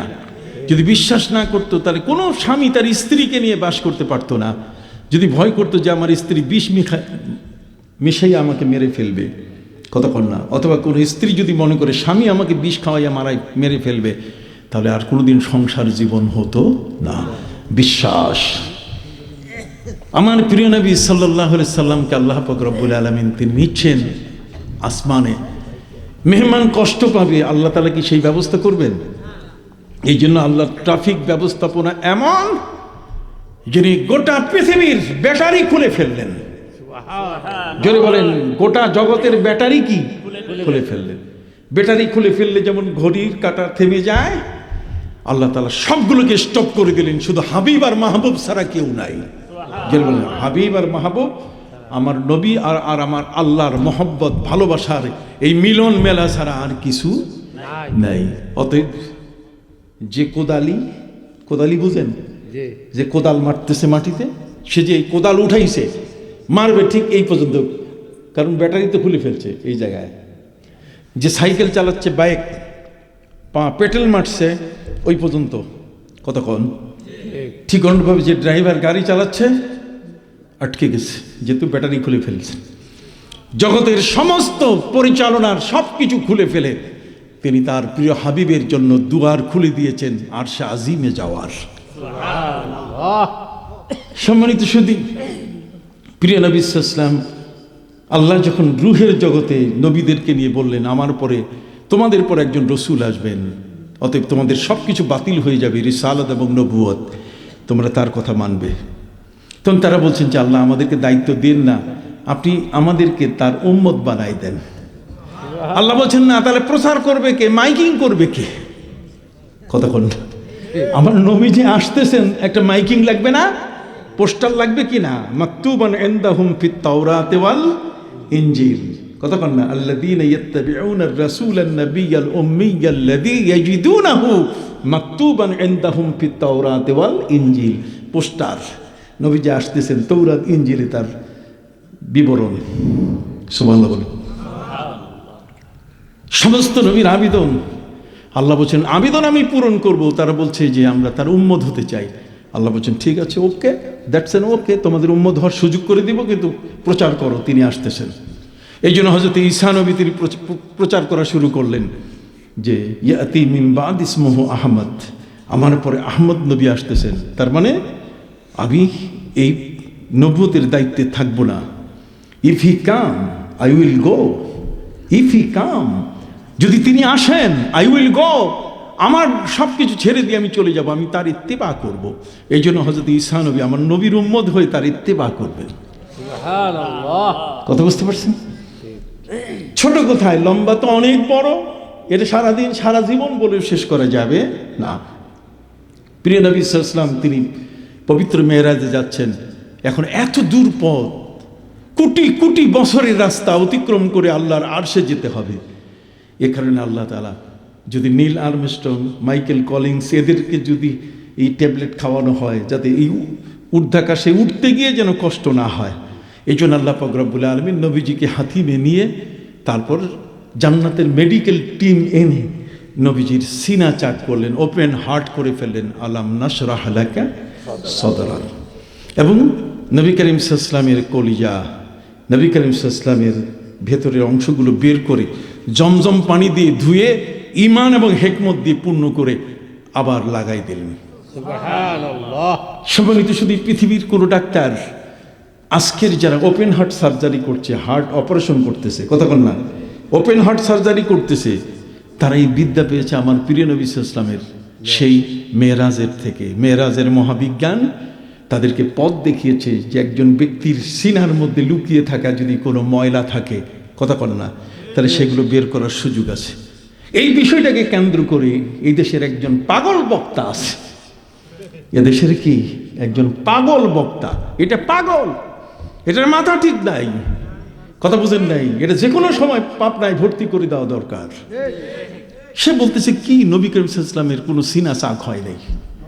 কোরআন বলছে আলাম নাশরাহ লাকা সদরাক, এ কুফরি করেছে, এ বেঈমান হয়ে গেছে, তার কোনো ঈমান নাই। খোদ নবী করিম সাল্লাল্লাহু আলাইহি ওয়াসাল্লামের শাক্কে সাদর, একটা হচ্ছে শাক্কে কামার, একটা হচ্ছে শাক্কে সদর, একটা হচ্ছে চাঁদ দ্বিখণ্ডিত করা, আর একটা হচ্ছে সিনাকে দ্বিখণ্ডিত করে ঈমান হিকমত দিয়ে পূর্ণ করেছেন। সে বলছে যে না, এগুলো কিছু ঘটে নাই, বরং যদি আল্লাহ চাইতেন তাহলে ওই আলোক রশ্মি দিয়ে যেমন পিত্তের পাথর ক্রাশ করে ভেঙে ফেলে, ওইভাবে তিনি হয়তো কিছু করছেন, কিন্তু এমনি সিনা কাটা হয় নাই। কত বড় খারাপ কথা। সহিহ বুখারী মানে না, কতক্ষণ না, হাদিসের গ্রন্থগুলো মানে না। এরা আমাদের এই টেবিলে বসে, এই চেয়ারে বসে তারা বক্তব্য দেয়, তাদের বক্তব্য শোনা জায়েজ নাই, হারাম। বুঝতে হবে, মাথায় রাখতে হবে আগামী দিনের কথা। কথা বুঝতে পারছেন যে কারা আমার মাথার উপরে বসে সে তার এই সমস্ত ইসলাম বিরোধী বক্তব্য দিবে, সেটা কখনো মেনে নেওয়া যাবে না। বুঝতে পারছেন? প্রিয় নবী সাল্লাল্লাহু আলাইহি ওয়াসাল্লাম তার সিনা চাক হলো, জমজম পানি দিয়ে সব ধুয়ে তারপর ঈমান হিকমত দিয়ে পূর্ণ করা হলো।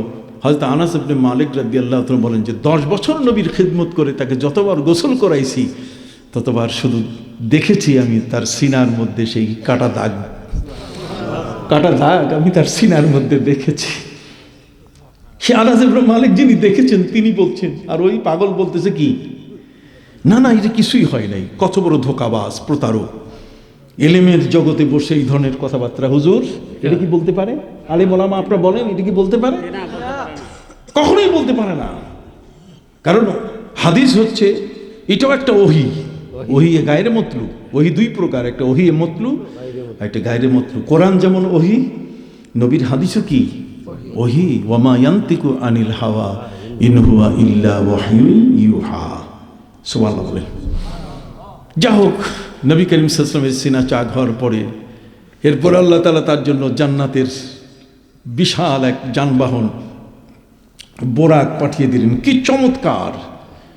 দুলদুলের মতো, কথা বুঝতে পারছেন?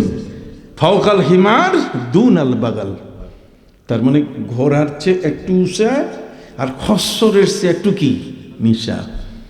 জিবরিল আমিন নিয়ে উপস্থিত, যে হুজুর এটাতে উঠেন, এটা দিয়ে সফর হবে। নবীজি বলছেন যে এটা উঠবো কেমনে, আমি তো এটা চালাইতে জানি না। হযরত জিবরিল আমিন তিনি বললেন যে হুজুর আপনি চালাইতে জানেন না মানে কি, এটা অটো টাচ, এটা টাচ মোবাইলের মতো, টাচ করলেই ওপেন হয়, অতএব আপনি শুধু বসেন। নবীজি বলছেন স্টার্ট দিতে হবে না, স্টার্ট না নিলে উপরে উঠবে কেমনে? প্লেন স্টার্ট নেয় তারপর উপরে উঠে, ঠিক কিনা? হেলিকপ্টার স্টার্ট নেয় তারপর কি? জিবরিল আমিন বলেন হুজুর এটা আপনার সাথে, আপনার দেহ মোবারকের সাথে অ্যাডজাস্ট করে দেওয়া আছে, অতএব আপনি উঠলেই অটো স্টার্ট হয়ে যাবে। কয় তারপর এটা কোন জায়গায় যাবে কেমনে বুঝবো? এটা এটা এটা অটোমেটিক কম্পিউটারাইজ করা আছে, এটা কোন জায়গায় ল্যান্ড করবে, কথা বুঝছে, ওভার স্টে করবে, ট্রানজিট করবে, কোন জায়গায় নামবে আর কোন জায়গায় উঠবে সব এখানে সেট করে দেওয়া আছে আল্লাহর পক্ষ থেকে। সুবহানাল্লাহ। নবীজি বলেন জিবরিল তাহলে ভাই তুমি সামনে বসো, আমি পিছনে। জিবরিল আমিন বলছেন হুজুর আমার দায়িত্ব থেকে বরখাস্ত হওয়ার বুদ্ধি, আপনার সামনে বসার সাহস কি আমার আছে? আপনি হলেন সারা জগতের, গোটা জগৎ সমূহের সবার শ্রদ্ধার, আপনি থাকবেন সামনে আর আমরা পিছনে স্লোগান দিব, অতএব আপনার পেছনে আমরা বসা। জিবরিল আমিন নবীর পিছনে বসলেন, নবীজির সামনে স্টার্ট হয়ে গেল, উপরে ওঠা শুরু করলো। আল্লাহ বলছেন এমন এক আজব ঘটনা, এমন এক মহাজগতের নবী সফর করছেন যেই সময়কালে পৃথিবীতে কখনো কোনো এই আকাশযান, কখনো প্লেন, রকেট, হেলিকপ্টার আকাশে উড়া যায়, এগুলোর কোনো আবিষ্কারের চিন্তাই মানুষের মধ্যে ছিল না। আর সেই সময় আল্লাহ পাক রব্বুল আলামিন তার প্রিয় নবীকে সৌরাকাশ, সৌরজগতের মেহমান করে, তিনি আকাশের মেহমান করে আর সে আজিমের মেহমান করে নিয়ে যাচ্ছেন। সুবহানাল্লাহ। নবীজি জিবরিল আমিনকে সাথে নিয়ে উপরে যখন মসজিদে হারাম থেকে মসজিদে আকসা আল্লাহ তাকে নিয়ে যাচ্ছেন, যেহেতু আল্লাহ নবীদের সাথে ওয়াদা করছেন যে আমি উম্মত বানাই দেব, এই জন্য সমস্ত নবীর রূহ সেখানে উপস্থিত। প্রিয় নবী সাল্লাল্লাহু আলাইহি ওয়াসাল্লাম যাওয়ার পথে তিনি বললেন ওয়া ইন্নী রাআইতু মূসা কাইমান ইউসাল্লি, আমি মূসা নবীকে দেখলাম তিনি দাঁড়িয়ে নামাজ পড়তেছেন তার কবরে। হযরত ইউনূস নবী হাজীদের তালবিয়া পড়তেছে লাব্বাইকা আল্লাহুম্মা লাব্বাইক। নবীজি পৌঁছে গেলেন সেখানে, বোরাক বেঁধে রাখা হলো। ওই রাতটা এমন এক রাত ছিল যেই রাতের মধ্যে বাইতুল মুকাদ্দাসের খাদেম বহুবার চেষ্টা করছে দরজা লাগাবার, কিন্তু দরজা কি লাগে না। দেখেন না শীতকালে দরজার অবস্থা আর শুকনাকালে দরজার কি অবস্থা একরকম হয়, কতক্ষণ না, দুই সময় দুই রকম হয়। আমরা ঢাকা শহরে একটু দেখি। অতএব ওই রাতে নবীজি যে রাতে পবিত্র মেরাজ হচ্ছে, সে রাতে হারিস যে গেটের দায়িত্বে আছে সে কোনো মতেই দরজা লাগাইতে পারে নাই। শেষ পর্যন্ত লোক ভাড়া করে নিয়ে আসছে, তাও পারে নাই। সিদ্ধান্ত হলো যে আজকে না কালকে ওই যে কাঠমিস্ত্রি এনে তারপর দরজা ঠিক করবো। কিন্তু না, কাঠমিস্ত্রির আগেই আল্লাহ তাআলা নবীজিকে সেখানে প্রবেশের এক চমৎকার ব্যবস্থা করেছেন। নবী করিম সাল্লাল্লাহু আলাইহি ওয়াসাল্লাম সেখানে পৌঁছার সাথে সাথে এর আগেই স্লোগান, সমস্ত নবী কাতারবন্দি হয়ে উপস্থিত। নবী করিম সাল্লাল্লাহু আলাইহি ওয়াসাল্লামকে আপ্যায়ন করা হলো, কতক্ষণ না, নবীর সামনে দুধ দেওয়া হলো, মধু দেওয়া হলো, কতক্ষণ না, সব কিছু। নবী করিম সাল্লাল্লাহু আলাইহি ওয়াসাল্লাম দুধকে গ্রহণ করলেন। দুধ হচ্ছে, নবী করিম সাল্লাল্লাহু আলাইহি ওয়াসাল্লাম তিনি বলেছেন তোমরা গাভীর গোশত খাওয়ার চেয়ে গাভীর দুধ খাবে বেশি। সুবহানাল্লাহ। সুবহানাল্লাহ বলেন না। তোমরা গরুর গোশত খাওয়ার চেয়ে কি গরুর দুধ খাবে বেশি। গরুর গোশতের মধ্যে সেখানে ক্ষতিকারক কিছু থাকতে পারে, কিন্তু দুধের মধ্যে কোনো ক্ষতিকারক নাই। এটার মধ্যে তোমার ঘি বলো, কতক্ষণ না, শক্তি, পাওয়ার সব কিছু দুধের মধ্যে রাখা আছে, নির্যাস। সুবহানাল্লাহ বলেন। প্রিয় নবী সাল্লাল্লাহু আলাইহি ওয়াসাল্লামকে সামনে দেওয়া হলো যে আপনি এখন ইমাম হবেন। নবীজি সবার ইমামতি করলেন। এরপরে ট্রানজিট পিরিয়ড শেষ। এখান থেকে সৌদি আরবে যদি আপনি ট্রানজিট বিমানে যান তাহলে সেখানে বাহরাইনে কিছুক্ষণ থামতে হবে, তারপরে না জেদ্দায়। সেখানে নবীদের ইমামতি শেষ করে নবী এখন আকাশে। প্রথম আকাশে যখন জিবরিল আমিন, তখন আকাশের দরজা বন্ধ। তিনি নক করলেন, নক করার সাথে সাথে ভেতর থেকে আওয়াজ আসলো, মানান্তা, কে তুমি? কানা জিবরিল। কমাম্মা, তোমার সাথে কে আছে? মাইয়া মোহাম্মদ। সাথে সাথে দরজা খুলে গেল, তিনি দেখতে পেলেন বাবা আদম সেখানে। বাবা আদম আলাইহিস সালামের সাথে সাক্ষাৎ হলো। বাবা আদম আমার নবীকে জড়িয়ে বললেন, মারহাবাম বিল ইবনিস সালিহ। কথা বলেন, আই বি ইবনিস সালিহ, আমার উত্তম নেককার সন্তানের সাথে আজকে আমার মুলাকাত হলো। ওখানে থাকার পরে দ্বিতীয়, তৃতীয়, চতুর্থ, পঞ্চম, ষষ্ঠ, সপ্তম আসমান পার হয়ে এরপরে যখন জিবরিল আমিনকে বললেন যে এরপরে তো রফরফ।